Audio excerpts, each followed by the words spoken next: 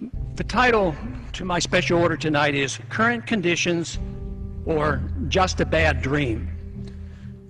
Could it all be a bad dream or a nightmare?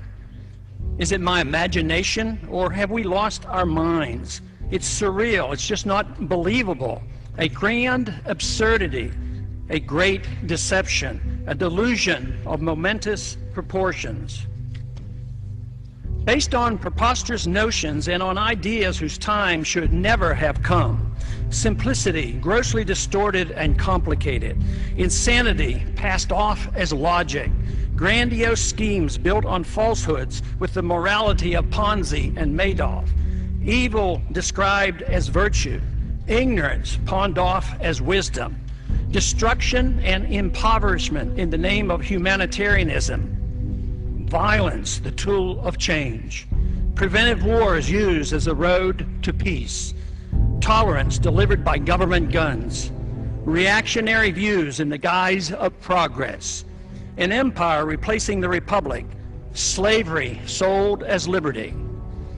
Excellence and virtue traded for mediocrity. Socialism to save capitalism. A government out of control. Unrestrained by the Constitution, the rule of law, or morality. Bickering over petty politics as we head into chaos. The philosophy that destroys us is not even defined. We have broken from reality, a psychotic nation. Ignorance with a pretense of knowledge replacing wisdom. Money does not grow on trees, nor does prosperity come from a government printing press or escalating deficits. We're now in the midst of unlimited spending of the people's money, exorbitant taxation, deficits of trillions of dollars spent on a failed welfare warfare system, an epidemic of cronyism, unlimited supplies of paper money equated with wealth, a central bank that deliberately destroys the value of the currency in secrecy, without restraint, without nary a whimper. Yet, cheered on by the pseudo-capitalists of Wall Street, the military-industrial complex, and Detroit. We police our world empire with troops on 700 bases and in 130 countries around the world. A dangerous war now spreads throughout the Middle East and Central Asia. Thousands of innocent people being killed as we become known as the torturers of the 21st century.